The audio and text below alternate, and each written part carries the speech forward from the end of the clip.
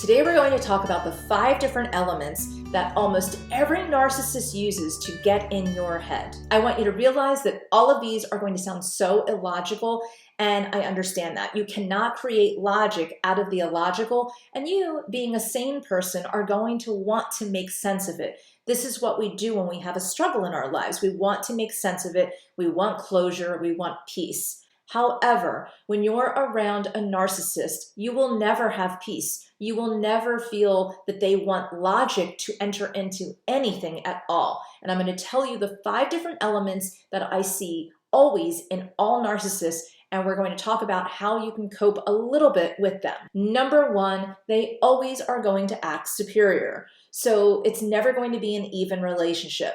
Even with parents and children, it's not a superiority. It's a parent guiding, but they also are allowing the child to also be their own person.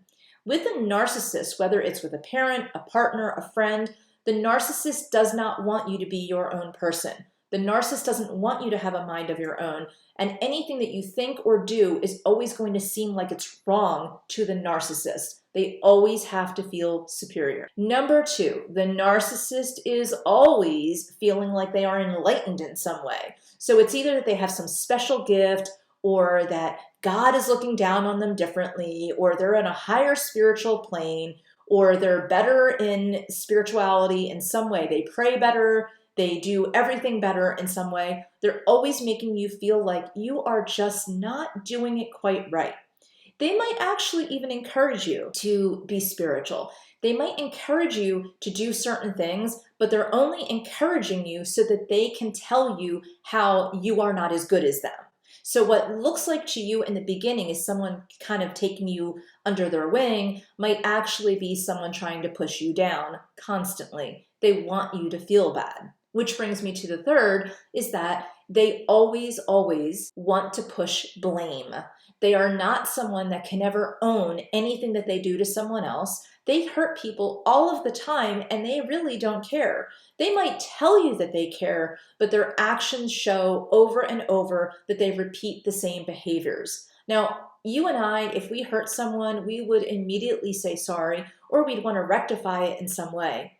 When a narcissist hurts someone, they feel like they deserve to do that. They feel like they have ownership of it. And in fact, they're going to blame you. So if they get mad at you for something silly, they're going to turn around and say that you made them do it. No matter what happens in their life, no matter what kind of failure they perceive that they have, no matter what kind of limitation that they feel that they have, they will make it someone else's fault.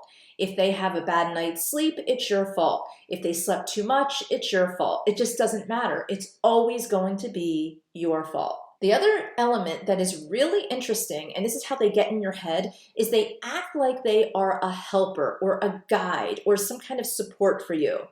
Now, of course, a lot of people help each other. A lot of people guide each other, and that's a great thing. But with a narcissist, it's always in the guise of helping, but what it really is control and manipulation. You will feel the difference between someone who's helping you, who wants you to succeed, and they're happy for anything that you do, and they'll say, good try, and they're really just supportive and lift you up. A narcissist will do things to show you how not good at something you are. They will highlight your mistakes. They will never look at what you can do. They will always look at what you can't do, or the perception of that. Sometimes a narcissist will actually get someone who's really talented or really skilled and try to make them feel bad about the very thing that they are actually very skilled and talented with, because the narcissist is so jealous. They love to blame, they love to guide, they love to manipulate, but their guidance, again, is really just a costume that they are just putting on top of manipulation and control. Lastly, let's look at the fact that they love to be God's gift. And what I mean by God's gift is not even superiority. That's where they feel like they've owned it. They've become something. They've become a self-made man or woman.